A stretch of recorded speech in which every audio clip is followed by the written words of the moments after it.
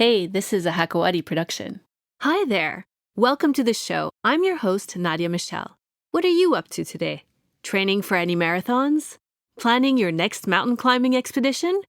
Are you hard at work on a couple of startups that will change people's lives in cities across the Middle East?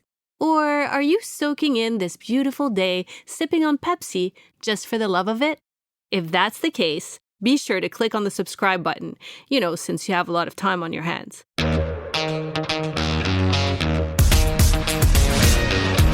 My next guest is doing all of the above. He's the head of marketing transformation for PepsiCo in the Africa, Middle East, and South Asia region, and he also founded Omni Athletes, what he calls a group of ordinary people realizing extraordinary feats. And he's the founder of Longevity Sports, a company that's developed a cold water technology that helps athletes train and recover from intense physical activity. Please welcome to the show, Dany Afiouni. Hello, Dany. Hello, Nadia. So healthy foods and a healthy lifestyle are the big market trends right now. How's Pepsi doing? Well, Pepsi is doing great, thank you. A lot of investment and launches on the good side of ingredients from a beverage perspective. We are investing in water. We're investing in healthy beverages. We're investing in healthy foods. Quaker is a big piece of our business. Gatorade is a big piece of our business, and we're growing. We're growing in that way globally. So it's been a good and exciting journey so far, and a lot coming soon. A lot of new stuff coming. Always. That brand is so strong, I think, that when you say Pepsi, people just automatically think of, the Pepsi beverage. But I think people don't realize how huge of a company it is. Of course, they own 7-Up, Mountain Dew, Tropicana. True. Gatorade, as you mentioned, Lipton, Aquafina, the water, which actually is really good water in the Middle East. In the States, I'm not crazy about it, but I feel like here they kind of got it right. They also sell foods like Frito-Lay. And Quaker is huge. It's True. Oatmeal, breakfast cereals, right? And they own other stuff too, right? I was reading they just bought this Chinese online snack retailer. Yes. For $700 million called Bee and Cheery. They sell nuts, dried fruits, meat snacks, baked goods online, right? So this is in China. So they're investing all kinds of parts of the world where people wouldn't necessarily know this is Pepsi. Obviously. Absolutely. So they're doing really well. So what's your role in all of that? Based in Dubai, what do you do there? I head up something called marketing transformation in a region that is called AMESA, which is Africa, Middle East, and South Asia. And what I do basically is I enable all of the markets to ensure that we always have the best thinking in terms of marketing, enablement in terms of technology, and how we make sure that we're always talking and listening to consumers on digital and all forms of medias. And what we do is, like I told you, we enable this thinking and make sure that we're always with the curve, ahead of the curve in terms of where we invest and how we create this dialogue between our iconic brands as well as our beloved consumers. Okay. So you've actually been on the cover of a couple of magazines. I don't know how many, but not for your amazing knack for selling Pepsi products, but because you're also an endurance athlete that's done incredible stuff like the 7 Summits Challenge, which is huge, and the 777 Quest. During your training, you've developed a new technology that helps people like you become better and stronger. Explain what you're working on and talk a little bit about your experience as an adventurer. I don't know, what do you call yourself? I would say, because I was thinking about this the other day and for a really long time, I'm an explorer. As well as basically, technically, I'm an expedition climber, but also because of my other passions in the endurance world, I'm also an endurance athlete by passion. So it's a hybrid of a couple of things. But let me take you a little bit back in time, because you see, the way I developed my passions is because of a calling, an unanswered calling in my mind. I grew up in in a military house.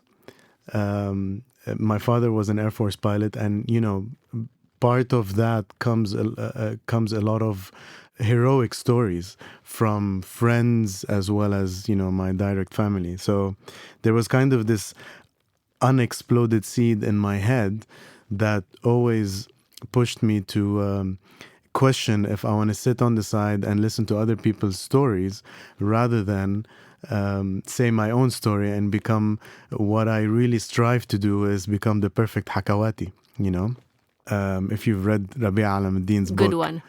I love that book, and it's what I really strive to become.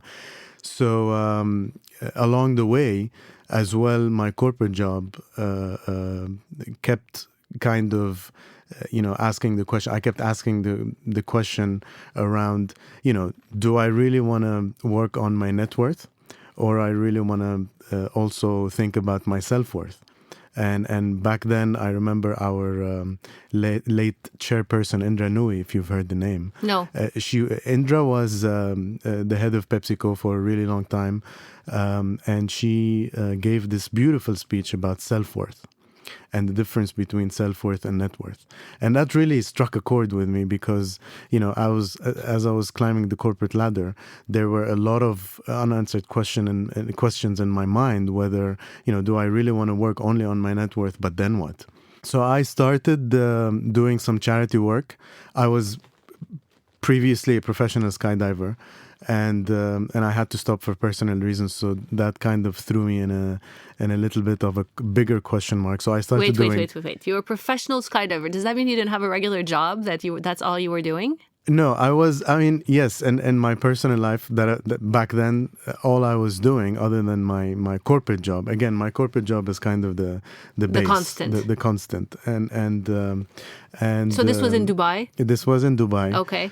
And Dubai has one of the best skydiving drop zones in the world. Yeah, I would try it there. Yeah, absolutely. You should. You jump over the palm and it's actually beautiful. But back then I was a licensed skydiver and this was my passion. I had to stop for personal reasons. And it kind of threw me in a bigger question mark until I started to do something called Climb for Cancer.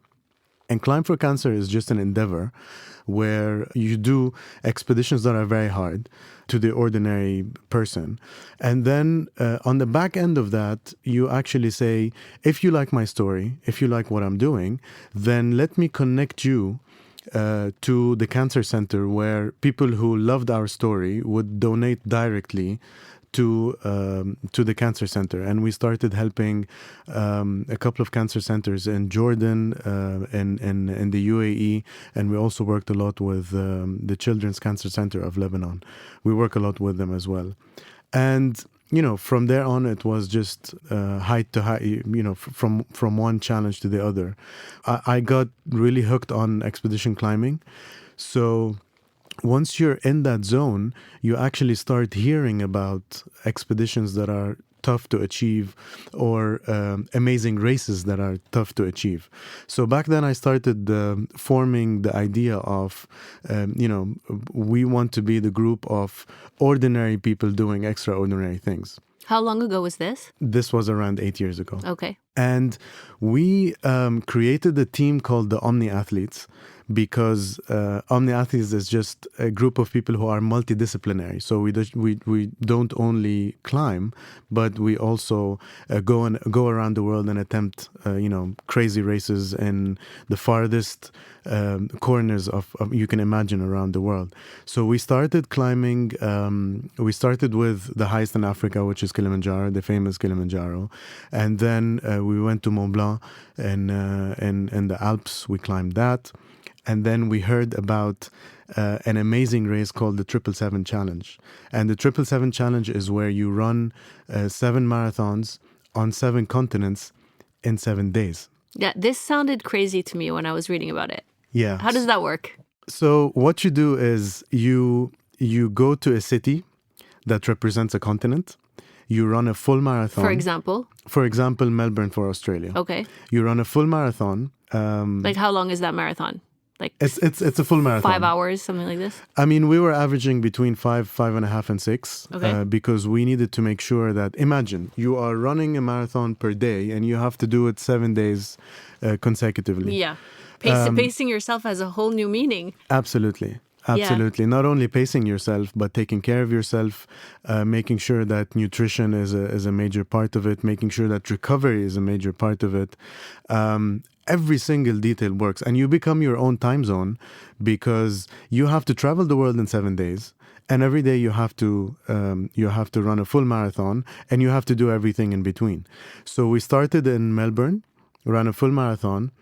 Every day you finish up, you hurry to the airport because we weren't taking a big private plane. We were flying commercial. So we went from Melbourne, first day, Abu Dhabi the next day, Paris, third day, Tunis the fourth day. And between Paris and Tunis, it's a 2-hour flight.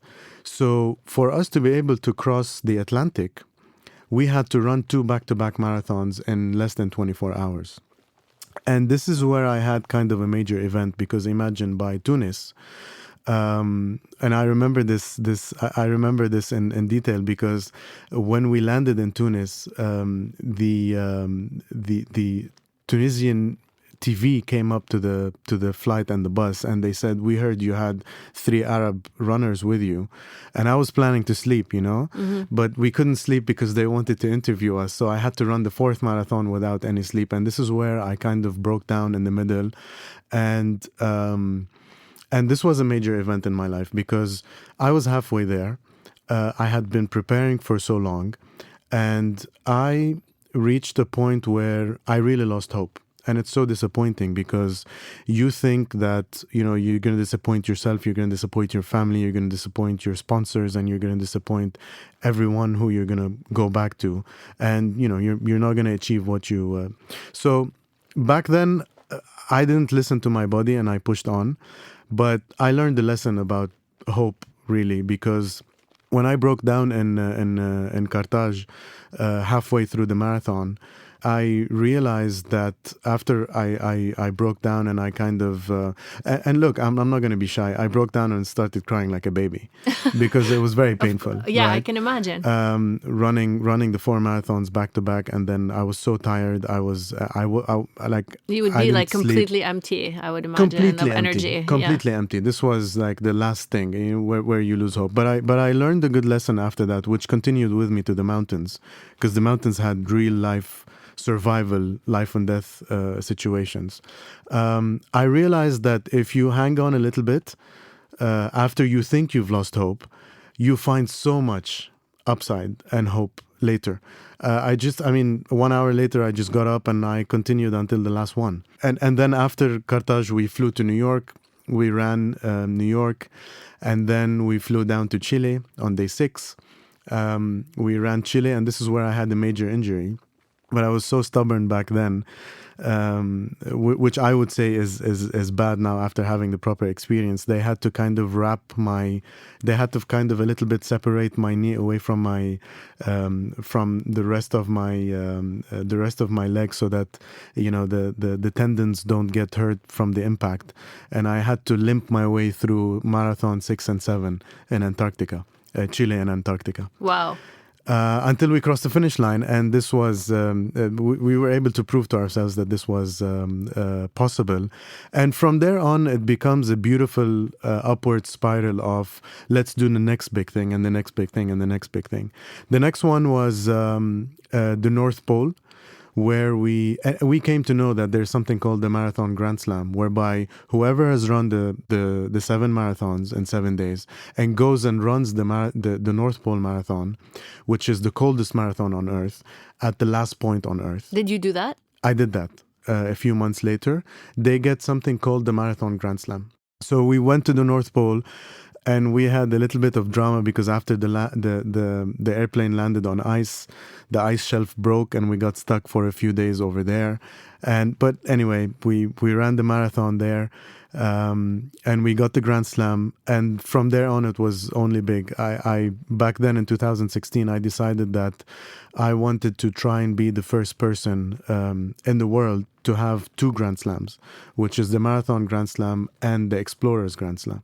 Now, the Explorers Grand Slam is a whole new beast on its own because this is where you have to climb the top 7 summits in the world, but also ski the poles. Okay. So I'm more than halfway there. I've climbed 5 of the top 7 summits. This April, I'm going to the North Pole again for the second time to attempt something called the last degree, which is part of the Explorers Grand Slam. What you do is they take you in a helicopter. They put you on degree 89. And the North Pole is just frozen ice over the Arctic Ocean. So there's no land. They put you in a helicopter, they fly you to degree 89, and then they leave you there with your sleds. And you have to make it to degree 90, which is the last point on Earth. I was lucky in 2016 to stand on the last point on Earth. I have a beautiful certificate that I always cherish where they take you in a helicopter. It was a touristic thing, part of the marathon after we finished as like a trophy. Yeah. But this time I'm going to make it on skis. So you have to climb up? No, the North Pole is flat. I see. Yeah, so you have to make it, but it's one of the fascinating places in this world where the Arctic Ocean is frozen over, and the ice expands and contracts in a way that some ridges build that are so high that you face all that, and you face open water as well. So we're going to be ready to cross all of that and make it to degree 90. And do you get kind of an image of what you're going to cross beforehand, so you can kind of plan your route, so you can see if there are cracks in the ice or anything that might hinder your advancement? Okay. That would be disappointing, Nadia. We're going there Really? for the surprise. Yeah, I mean, no, So unfortunately. what do you do if you can't cross? You either swim, which we're prepared to do, or we have to wait until the ice contracts, and then we can go So you on. would swim, and like all your equipment and all that is all waterproof. You can just dive in. Yes, the sleds are they serve as boats, but we try and not do that. We try and wait and cross. We would hope that the ice would not be drifting south, and we're making our way up north, so that would eat away from our distance. But the only way you know that you've reached the end of Earth is through GPS. When you see on the GPS a 90, you know that you are standing on the last point on Earth. This is where we hopefully call on the helicopter to come and take us back, and then we would have completed this task. So if something happens to your electronic devices, you guys will never know if you've made it. Is that what you mean? True, absolutely. Yeah. There's nothing there. But They've never made a landmark or anything of the sort either? They can't, because the ice is always drifting. Yeah. And I've seen that happen firsthand. Degree 90 is never the same location for more than a few minutes, because you reach degree 90 while you're on ice, and then a few minutes later it's going to drift. And the degree 90 could be like a wet spot, like between the ice. Absolutely. Wow, yeah, so and I've been there before. There's just a sheet of ice, but when you go there, they tell you that there's no time right now, because all the time zones, they converge on degree 90 up north and south.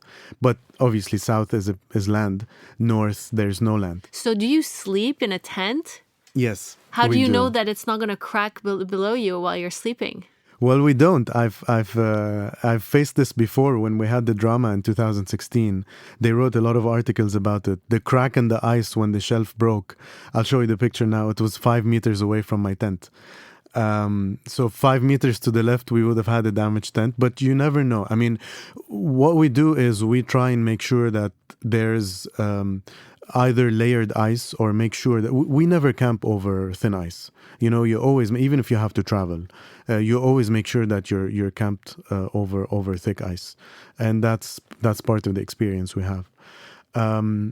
So yeah, this is part of the Grand Slam, but it just came after a whole journey of mountains in the Andes, in Oceania, where we climbed Karsten's Pyramid. Also, the most fascinating for me was Antarctica when I traveled last December, not this December, the one before, and we climbed something called Mount Vinson. Vinson is the highest summit in Antarctica, and this is where you really appreciate and feel lucky that you're stepping, let alone stepping on Antarctica, but going to the heart of Antarctica and climbing the highest summit in Antarctica. Everything is so fascinating. From traveling in a cargo jet to the jet landing on ice, to the way they live and they manage everything there, to surviving in these very harsh temperatures, to really witnessing the silence of an empty, iced up desert. It's just fascinating. I mean, I can't put it myself to words. I hope you make it out there someday, but I really feel privileged that I was able to visit North Pole twice, third time coming There's up only now. one thing that would stop me, and that's that I get cold really easily, and I feel like it would ruin all my fun. But I guess you go there really well prepared. Yeah, and you know, this is where I started my own venture, longevity. Um, you know, the reason why I've visited all of these places is because I've done the hard work before. And I always say that, you know, hard work is the best insurance plan you have against failure. If you do the hard work. And part of that, as a segue, was I really wanted to train my body to hack into my system and kind of get prepared for these extreme places. So since 5 years, I started training in altitude and training in extreme cold water to be able to prepare my body for sub-zero temperatures, as well as, you know, create an immunity system in me and strength in me that can really have endurance. Wow, And that's when you, amazing. So you can actually train your body to be more resistant to cold? yes, if you immerse your body in very cold water, what happens is your immunity system grows and you start developing a threshold through your central nervous system to accept colder temperatures, and you become really strong and resilient. And this is how I started training myself, by spending time in very low temperature water, something that would be a lot colder than the Irish Sea, between the Arctic Sea and the Irish Sea. So I would spend time in 5-degree water, which is insanely cold, and I would build my threshold. And what happens is, you know, when you shock your body in a good way like this, and then your mind accepts it, the cold water starts to really build your immunity, and you start to have a very strong central nervous system, as well as, you know, physiologically your body changes to become stronger. And coupled with altitude training, I invested in my own altitude system at home so that I can survive at lower oxygen and train my body to be fit and prepare myself before I go in altitude, to sleep in altitude and to train in altitude. Now, what that does to your blood work is you have an abundance of red blood cells that actually makes you very strong, very stronger, and makes your lungs actually accept the fact that in low pressure environments they cannot take as much oxygen as they do when it comes to high pressure environment like the sea level. So that really opened up, and when I was looking for a lot of facilities to train in, I found none. And this kind of, you know, exploded another seed in my head, which was, look, I can't find these facilities to train in. I know for a fact that there are a lot of people that want to do that are just like me, ordinary people who really want to go and be inspired by what this earth has to offer, as well as go and do hard work that really changes them inside out. You know, I mean, what the mountains have given me, I'm always going to be grateful because they gave me mental output, mental capacity that is second to none for me, and it's been a fascinating journey. So I thought, why not create a venture where that's why I called it longevity, because what I try to do today is as much as possible through technology, hack into my system so that I can increase my capacity and do that. So today we offer technology where people can come train in altitude as well as recover and train their bodies in hyper cold water so that they can be generally fit and healthy because this is not only for people who want to perform but people who want to really be healthy in their lives as well as people who want to prepare for all of these fantastic expeditions to do. So when you're training, let's say in the cold water, how much time would you spend in the water and how often? Every day? Yes, I try and do every day. I've been working my way down from 14 degrees Celsius. Today I'm at 5 degrees Celsius. I do almost 13 to 15 minutes in 5 degrees Celsius. What I try to do is I try to do a lot of breathing exercises before and during because, this is how you warm yourself up. And this is how you kind of have a centered mind so that you can kind of convince yourself that this is okay. This shock is okay, and your body will take it as long as your mind will take it. So this has really helped me increase my mental capacity in a way to stay centered while my body is getting shocked. But I've convinced myself that, this is good shock that's building my immune system. The way you describe it sounds like if you were being tortured by like Saddam Hussein, you'd be okay. That's how strong your mind sounds right now. So tell me, is it like a vessel? What does it look like? And how do you go in there? You go in there like naked? Are you wearing something special, like a special suit? Well, it's a good idea. I still haven't tried naked, but but I don't know if it's a good idea. Well, I'll let you know. But this is like a vessel of water. It looks like a pod, a huge pod that fits around 400 to 500 liters of water. That's connected to a very high-end cooling system. That keeps on circulating the water, measures the temperature, and makes sure that whatever temperature you're giving it is sustainable.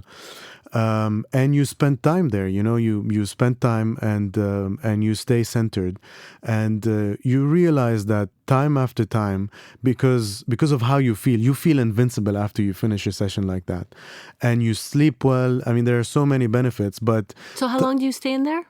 It depends on the temperature. Yeah. But I'm staying there now between 12 and 14 minutes. 12 and 15 minutes at 5. Mm-hmm. And I do it daily. But the beautiful thing about it is that once your mind accepts it, you kind of look forward because of the benefits that you feel. You really feel strong, physiologically. And your immune system is so strong. You really feel good after you convince your mind that I'm able to do it. And the reason why I really love it is because there's the goodness of technology that reflects on people who seek general health benefits, but also people who have chronic diseases. I mean, we have people visiting us who have central nervous system diseases. They have spinal cord issues. They have inflammations of all kinds. And the benefit is just second to none. I love the feedback that some people are giving us, especially that, there's so much good behind this. Like, for example, can you share a story of someone with an injury or yeah, disease? we had someone. We had actually two people. One of them had a central nervous system and an immunity disease, and the only solution by the doctors was hyper cold water, and it's really saving people to become stronger from an immunity perspective. Because this grows your immunity. Okay, I see. And we've had people who've had traumatic accidents. and they can't sleep. They have issues, and the only thing that's right now working for them is spending time in hyper cold water, because it really helps the blood flow accelerate in such a way that you oxygenate your tissue regeneration, as well as So this would be something useful as well for athletes who have injuries, I imagine?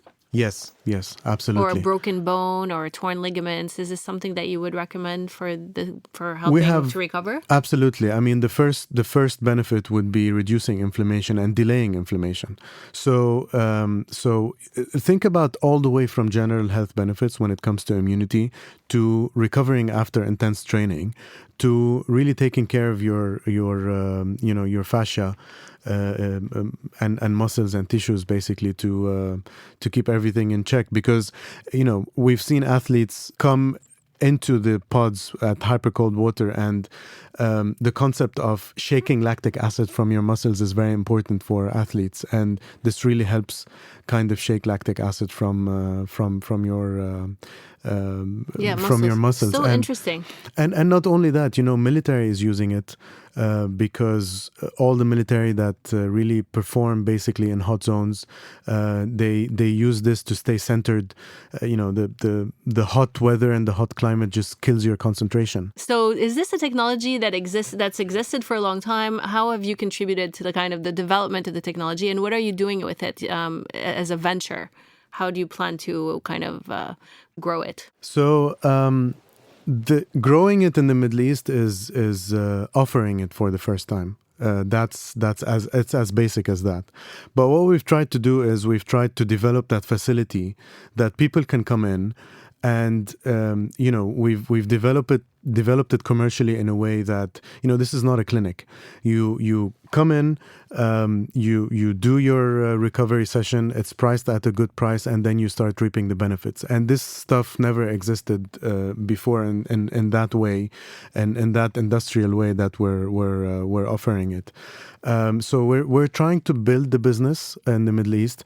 We're trying to make sure that there's a lot of education and awareness on the benefits of ice bath. Mm-hmm. And we're getting a lot of traction and appetite from consumers who either want in-home usage, so we can supply that to their homes, or who want to come to our facility and just perform in altitude as well as recover in cold water.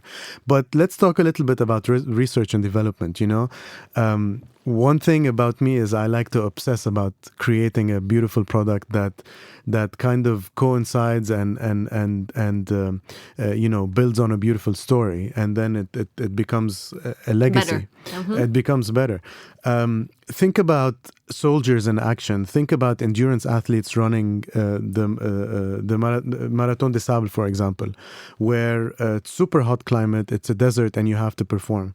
So developing technology that can help them, developing portable technology that can really help them stay cool and wired and centered is something that we're looking into. And this technology is not developed, I would say, in the whole world, let alone in our world. So the upside and the runway in terms of innovation on what we can do to really help people in zones where heat stroke is just a business as usual. It's just a beautiful thing to think about from a passion perspective.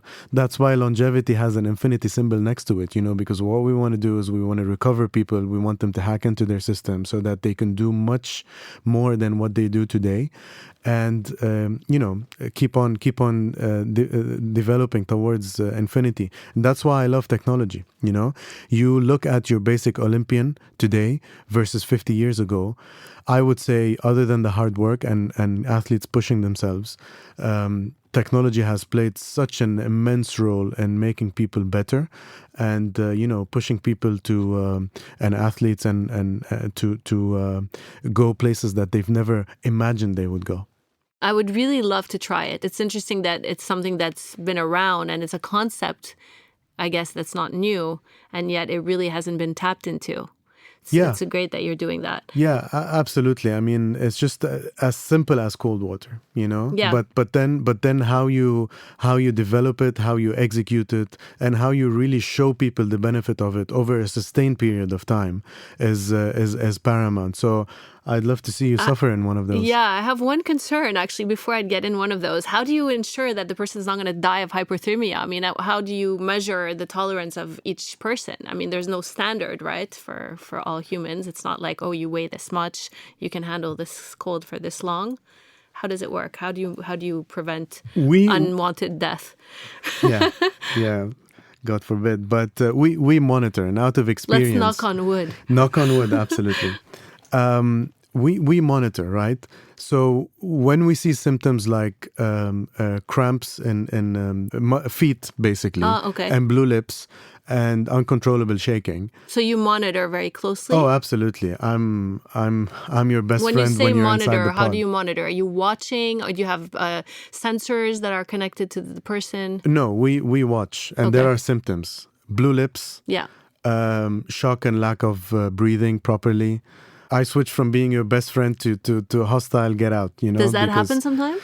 I've seen some people, because when your body touches the extreme cold water, the first thing you do is you stop breathing, and that's very bad. And the second thing you do is you a little bit panic. So what we try and do is we try and tell people that, you know, this is good for your body. Let your brain accept it. Breathe, keep on breathing. And when we see symptoms like blue lips and uncontrollable shaking, this is the time to get out, you know? And sometimes it's good to get out. Yeah. So are you working on anything else? Well, I am. Forgive me for not being able to tell you explicitly what it is, but look, one thing about what I've witnessed in the last 10 years is when you have a passion project and you want to develop a product from that passion project, and you want to combine a beautiful story and how you obsess about creating a beautiful product that includes the goodness of ingredients from this beautiful earth, and you kind of develop a range of product that really enhances people's lives and makes them feel better and really helps them get healthier. This for me is a passion project like no other. So forgive me for being super abstract, but we are working on something that is in the consumer goods world. And that combines the goodness of ingredients. It's going to be available in the next couple of months, and you're going to absolutely love it. Well, I know that you have a secret ingredient, and I know that you can't reveal it here, but I absolutely can't wait to see it on the shelves and to see it come out and to try it. It's coming. It's going to be beautiful. It's going to be the first in the Arab world. It's going to be a homegrown story that I'm super proud about. And it's going to combine all the goodness of ingredients, and I'm telling you, it's going to be swag like hell. Well, I love what you're doing because you're combining this love of nature, this love of life, and the things you've learned from your experiences with your incredible experience in the corporate world, which with one of the world's most successful companies. So best of luck to you. Thank you. I mean, what I'm doing right now is, and I've thought a lot about this in terms of the articulation, but I'm trying to substitute short-term pleasures with long-term, happiness. And I always say that, and when you do that and you create commercial sense out of that, it becomes such